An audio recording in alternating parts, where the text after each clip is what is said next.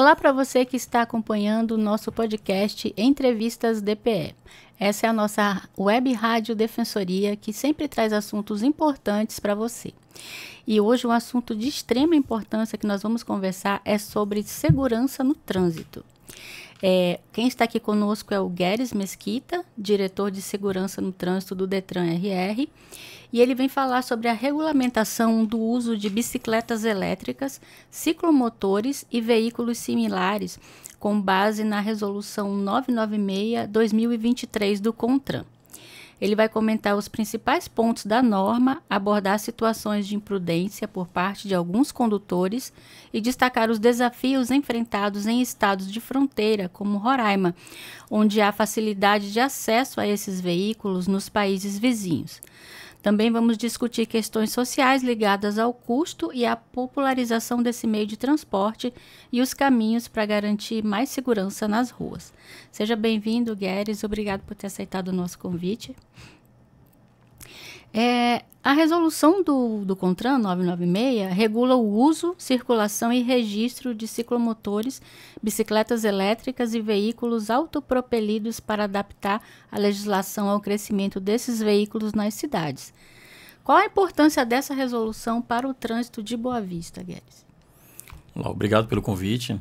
Mais uma vez, é uma satisfação a gente ter um canal, né, que possa estar levando informações à sociedade. Uhum. E é um assunto muito importante, né, tendo em vista que também é algo novo, né, que tem impactado no Brasil inteiro, né, a expansão desse tipo de veículo. Uhum. Eu digo que até hoje a gente tem muitos desafios quanto a isso. A resolução ainda precisa também ter alguns ajustes, mas é coisa do dia a dia, as coisas que vão surgindo, novas tecnologias, isso tudo está fazendo que a legislação tenha que ser feito adequações, né? Uhum. E a gente sabe que tem peculiaridades em vários estados, né? Como você citou, a gente tem uma peculiaridade aqui que é ser um país de fronteira, onde fornece também veículos desse tipo. Então, termina aqui trazendo para o nosso estado, né, uma preocupação quanto a isso.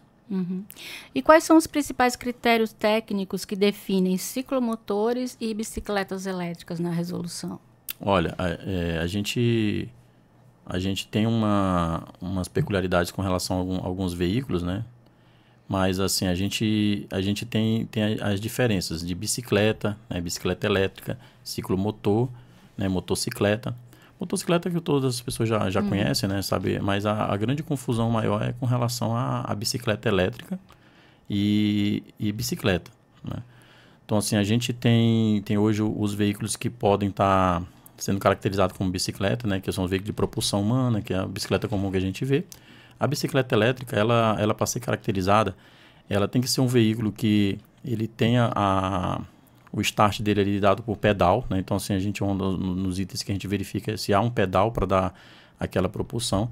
Ela não pode ser dotada de acelerador, né? Então, assim, você dá o start ali com o pedal, ela vai funcionar e você vai, né, pilotar. A velocidade dela é constante? Né? Então, ela vai ter o freio para reduzir a velocidade e tudo, mas ela não vai precisar de um acelerador. Então, ela tem que estar caracterizada a questão da velocidade, né, no caso, até 1000 watts, ou chegar até a velocidade de 32 km por hora. Então, tem esse outro critério também que é determinante para verificar se é uma bicicleta elétrica. A partir disso, né, ela tiver mais de 32 km por hora, a velocidade chegar até 50 km por hora, ela é caracterizada como ciclomotor.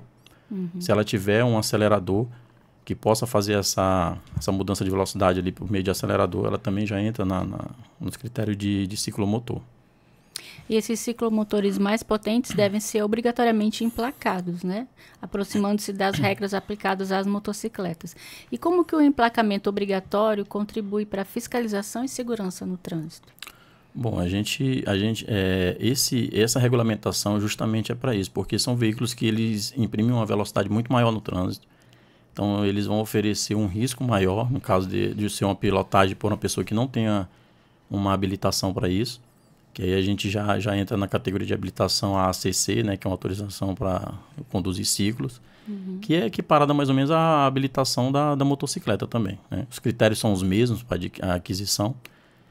E essa exigência é justamente para que a pessoa, ao adquirir um veículo desse, que ele imprima uma velocidade maior no trânsito, ele precisa ter um controle maior, ele precisa de uma pessoa habilitada. Uhum. E quem deve estar habilitado para conduzir ciclomotores e veículos autopropelidos? Explica para a gente o autopropelidos. Pois é, autopropelido é uma novidade, né, que a resolução trouxe para caracterizar aqueles veículos que não se enquadram ali, né, de bicicleta, bicicleta elétrica, nem ciclomotor. E aí onde a gente tem uma certa variedade de veículos, porque são os que mais surgem hoje em dia no mercado, né, que são aqueles overboard, aqueles patinetes. A gente é acostumado a ver no shopping aquele veículo de uma roda, né, que hoje ele já está no trânsito também. Então, esses autopropelidos, eles enquadram nesse tipo de veículo aí, que é um exemplo, né, para a pessoa entender mais, mas são uma variedades aí muito grande de veículos desse tipo. E qual a importância do uso do capacete na segurança dos condutores, principalmente esses que a bicicleta é menorzinha, né?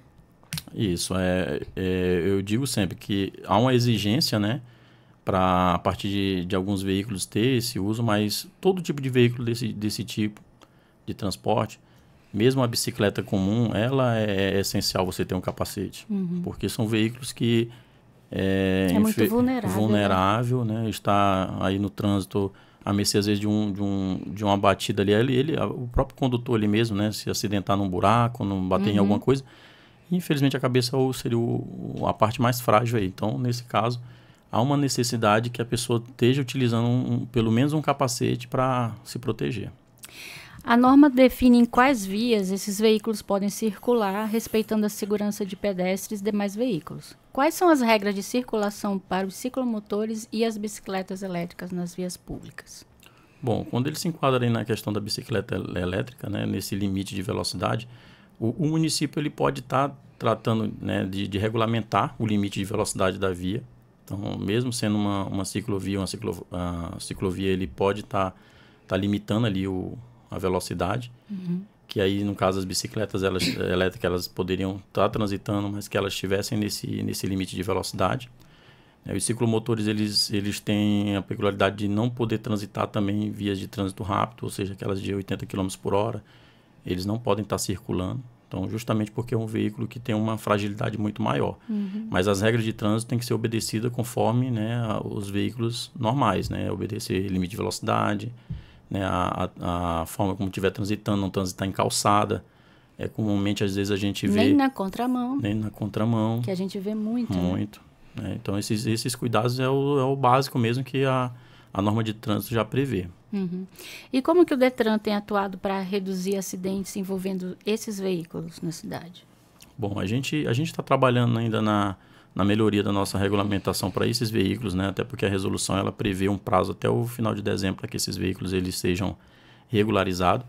Aqueles que foram até 2023, até a edição da resolução, né, que não estavam dentro desses critérios, ele tem que se regulamentar. Todos a partir de 2023 já eram para quem não fez a regulamentação, já era para estar regulamentado. Mas a gente tem procurado fazer um trabalho muito grande na questão da educação, né? Da divulgação, porque a gente sabe que, infelizmente, muitas pessoas que estão utilizando esse tipo de veículo não têm habilitação ou não têm nem conhecimento básico de trânsito. Por isso que você vê pessoas transitando na calçada, na contramão, com excesso de passageiros, sem um capacete. Então, são informações básicas que a população, infelizmente, os condutores desses veículos, eles não têm, ou se tem, não estão aplicando. E como que o Detran combate a circulação irregular de veículos adquiridos na fronteira? Olha, a gente esbarra também num problema com relação ao controle de fronteira, né? Que aí já foge da nossa competência, né? A entrada desses veículos. Eu digo que a gente já está aqui na ponta recebendo resultado, né? De tudo, né? Então, a aquisição desses veículos, a gente não tem um controle sobre isso. A gente está tentando melhorar a questão da regulamentação deles, né? Inclusive, a gente tem enfatizado com relação a regulamentar esses veículos, porque tem uns que, infelizmente, devido à procedência deles e o tipo deles, não podem ser ser registrados, né? Então, tem tudo isso, são detalhes que, infelizmente, tem muito trabalho pela frente. Nossas equipes, elas têm feito abordagem, têm feito recolhimento de alguns veículos, mas é um problema que, infelizmente, como você falou, é uma fronteira, né? Então, a entrada desses veículos aí é que precisa de uma boa orientação ou fiscalização, né? Porque depois que está aqui dentro, aí a gente já tem um problema dentro do trânsito, como a gente vê muito, né? E os investimentos em infraestrutura, como ciclovias, são essenciais para garantir a circulação segura. Existem planos para ampliar ou melhorar a infraestrutura para esses veículos em Boa Vista? Olha, a infraestrutura, né, hoje não faz parte do DETRAN, não faz competência nossa, né? Às vezes o que a gente procura fazer? Identificar alguma situação que a gente veja que está influindo ali diretamente, às vezes até causando os acidentes, né, sinistro de trânsito, e a gente procura fazer uma observação quanto a isso, né, aos órgãos competentes. Por exemplo, se for algo relacionado à prefeitura, que hoje a prefeitura na capital ela é responsável pela parte de infraestrutura, né, de sinalização, e aí a gente faz alguns apontamentos específicos ali, dar um parecer com relação à situação de trânsito. Com relação às rodovias estaduais também, a gente informa para a Secretaria de Infraestrutura. E dentro dos municípios, né, seria competência das prefeituras, né, fazer também.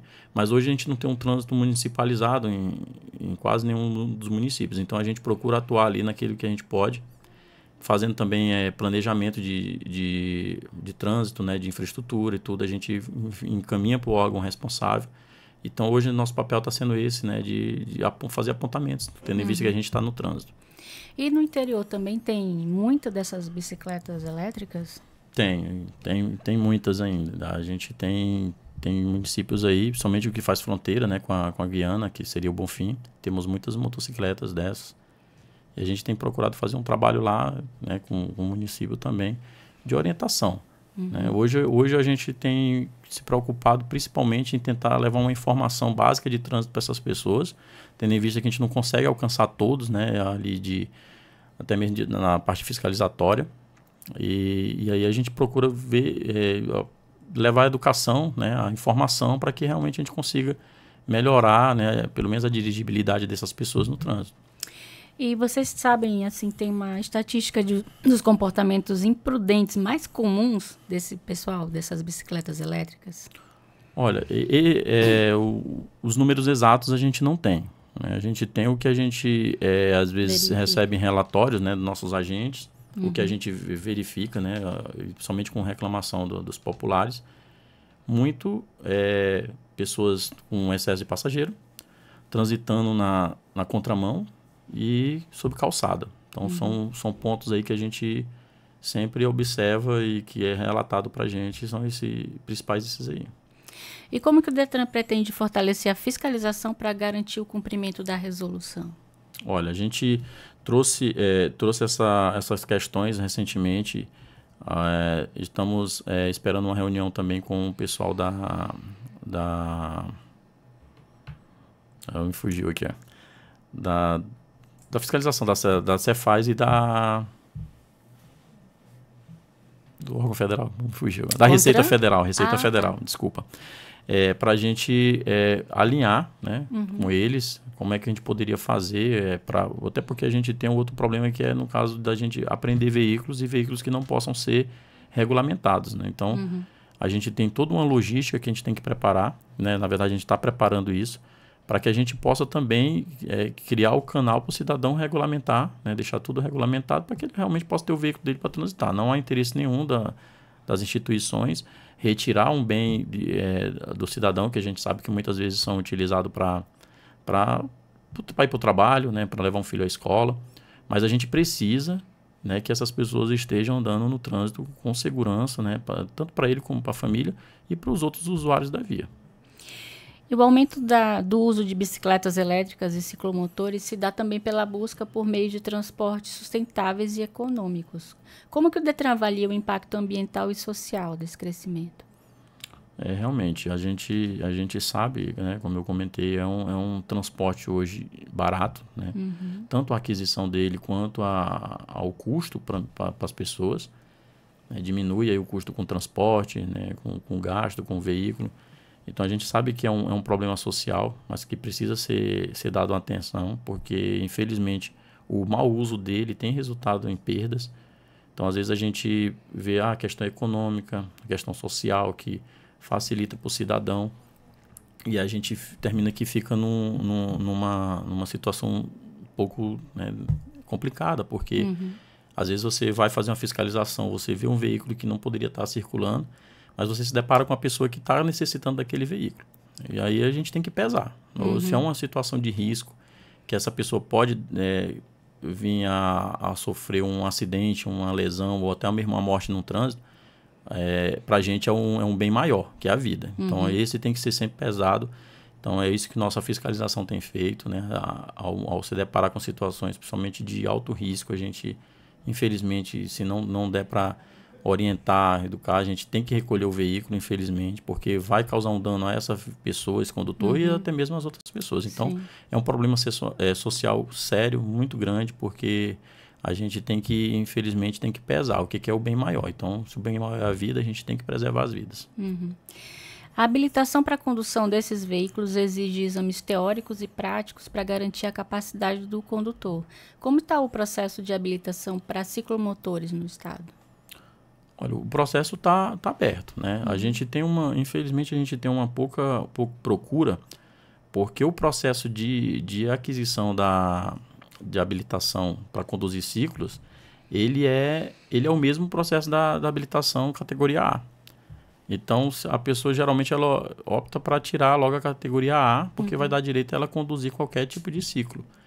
E aí a procura é baixíssima, né? Quase zero. Então, a gente tem aí, acho que tem ano que se acontece uma habilitação ACC, é muito. Porque justamente isso, que não se torna atrativa para a pessoa, porque se ela tirar uma habilitação para ciclo, ela não pode conduzir uma motocicleta. Então, para ela vai ter que tirar 2 habilitações, então não compensa. Então, geralmente as pessoas procuram tirar logo a categoria A. E com a A ela pode dirigir a bicicleta elétrica? Pode. E que campanhas o Detran desenvolve para reforçar o uso do capacete e outros equipamentos? A gente tem o nosso setor de educação para o trânsito, que trabalha um programa, ações educativas com programação anual. A gente tem já alguns períodos ali que são direcionados para tipos de ações específicas. E hoje eu posso lhe dizer que as que envolvem motocicleta são as maiores que a gente tem, porque a gente sabe que o alto índice de sinistros envolvendo motocicleta é enorme no nosso estado. A gente tem a nossa frota também, a maioria é motocicleta. Então, nossas ações são sempre voltadas para isso, para a educação com relação à questão da habilitação, do uso da habilitação, do capacete principalmente, né? Porque a gente sabe que em qualquer tipo de acidente, seja ele sozinho ou com outro veículo, a cabeça é o ponto mais frágil ali, que é o que tem dado muitas sequelas e muitas mortes, né? Então, as nossas ações são essas. A gente tem ações anuais, né, que são específicas, que são determinadas aí pelo Senatran, e outras que a gente a nível estadual. Como eu falei, como a gente é um estado que tem muita motocicleta, muito ciclo, a gente tem essas preocupações pontuais ali com relação ao uso de capacete, a própria vestimenta, que às vezes a gente faz orientação com relação ao calçado também, que as pessoas não sabem, é uma infração de trânsito, né? Dirigir com sandália que não se firme aos pés, então é uma infração de trânsito também. Então, ações desse tipo a gente tem voltado direcionada para motocicletas. Eu fiz o meu trabalho de conclusão da faculdade sobre acidente de trânsito, né? E, infelizmente, continua praticamente tudo igual. Eu acho, assim, que deveria ter nas escolas, com as crianças, educação para o trânsito, mas como matéria mesmo. Não só uma coisa na semana do trânsito, não, sabe? Porque se a gente não educar as crianças, não vai ter mudança. Vai continuar sempre o pessoal fazendo o que não deve, sofrendo acidente, morrendo ou ficando inválido, que é pior, né? Exatamente. A gente tem uma preocupação quanto a isso. A gente sabe que é uma educação que ela tem que vir realmente desde dos primeiros anos de vida ali, dentro da escola. A gente tem o nosso pessoal de educação que eles trabalham na educação infantil, mas ainda eu digo que a gente tem muito trabalho ainda pela frente. A gente tem um programa hoje que é um programa que é dentro das escolas, que a gente conseguiu, né, implementar, que é o projeto Jovem Condutor. Então, a gente trabalha com adolescentes, né, no ensino médio, tanto no segundo e terceiro ano. Então, são 2 anos que a gente passa ali tendo esse contato direto com o aluno dentro da escola, né, virou uma espécie de uma disciplina dentro da escola. Então, a gente tem hoje algumas escolas que têm dado um resultado maravilhoso. A gente vê que há um engajamento dos próprios alunos. Eles começam a enxergar o trânsito de outra forma. E são pessoas que estão ali, né? 16, 17 anos, 18 anos, que já estão... dirigir, né? Sem habilitação. E muitos já estão dirigindo. Já estão dirigindo. Né? Mas a gente com o apoio dos pais, o que é pior. Infelizmente, a gente sabe que por muitas vezes há necessidade ali dentro da família, né? Então, a gente entende isso. Mas por isso que a gente tenta atingir esses adolescentes antes que eles, né, possam levar alguma mazela para o trânsito. Então, a gente busca essa consciência e a gente tem buscado resultados que estão chegando. A gente tem alguns alunos que estão já engajados tanto na parte de trânsito que o interesse deles hoje já mudou. A gente vê que a atenção para o trânsito é muito maior, o interesse de aprender mais e transmitir esse conhecimento também. A gente tem uma comunidade indígena lá do Contão, onde os alunos dessa comunidade indígena, eles fazem parte do projeto e hoje eles estão replicando isso dentro da comunidade, né? O próprio cacique da região se interessou muito, achou muito maravilhoso o projeto. E ele está fazendo com que esses alunos eles repliquem o conhecimento dentro da comunidade. Isso é maravilhoso, porque traz um resultado positivo lá na frente. E como que o Detran trabalha em parceria com outros órgãos para melhorar a segurança no trânsito? Nossa parceria com as outras instituições, eu digo que é excelente. E a gente não consegue tomar de conta do trânsito sozinho e resolver os problemas sozinho. Então, a gente tem que fazer essas parcerias, essa integração. Hoje a gente tem os órgãos federais, né, um exemplo, a Polícia Rodoviária Federal, né, que há muito tempo a gente faz ações integradas. O SMTran, no município, que a gente sempre também teve uma boa parceria. Então, assim, os órgãos de trânsito, eu digo, a Polícia Militar, que sempre está com a gente nas nossas operações, na nossa parte educacional. Então, assim, a gente tem uma parceria muito grande, que sempre gerou bons resultados. A população também tem um papel importante em denunciar irregularidades e respeitar as normas. De que forma o cidadão pode colaborar para um trânsito mais seguro? Olha, eu digo que é o papel principal. Né? A gente, claro que as instituições de trânsito elas têm a obrigação, é um dever nosso estar resolvendo os problemas do trânsito, tentando buscar melhorias, mas a população ela é fundamental. E eu digo que não tem que esperar só dos condutores de veículo. As pessoas que não têm veículo, elas fazem parte do trânsito. No momento que você sai à rua, está na calçada, você é um pedestre, você está no trânsito. Os animais também, ele tem que ter um comportamento certo no trânsito. Então, o animal não pode estar solto na rua, o animal ele tem que... eu digo, tudo faz parte do trânsito. Eu digo até às vezes, o bebê sai da maternidade, você tem que ter cuidado com ele no trânsito. Né? Até mesmo dentro da barriga. Exatamente. Então, são vários cuidados que todos estamos no trânsito. Então, a população tem um papel fundamental, porque é a maioria que está, né? Então, hoje a gente tem índice de mais de 90% das causas de sinistro de trânsito é causado pela conduta, né, dos condutores, dos pedestres, pelas imprudências. Então, é um índice muito grande que deve ser levado em conta. Então, não é que a gente esteja aqui botando a culpa nos condutores, não. Mas a gente sabe que o papel dele no trânsito é fundamental. Então, qualquer comportamento errado no trânsito, ele gera um sinistro, gera mortes. Então, é uma preocupação nossa justamente levar essa consciência para o cidadão. E agora com os entregadores, né, e os mototáxis, nossa, o que a gente vê passando no sinal vermelho, fazendo curva... Na louca, passando pela direita, é complicado muito, demais. Devido à profissão deles terem que estar entregando resultados, né, mais rápido, à pressa, tem gerado muita imprudência no trânsito, muitos acidentes com esse tipo de profissionais. E quais são os próximos passos do Detran para garantir a efetividade da Resolução 996 em Boa Vista? E no estado como um todo, né? Sim.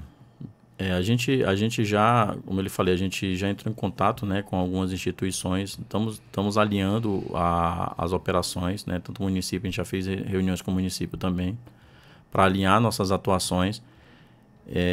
A gente está entrando em contato também com a Receita Federal para ver essa questão. Então, assim, é uma ação que tem que ser em conjunto, né? Então, assim, não é uma coisa só do Departamento Estadual de Trânsito, como você falou. A gente tem uma integração com outras instituições que a gente precisa alinhar alguns pontos.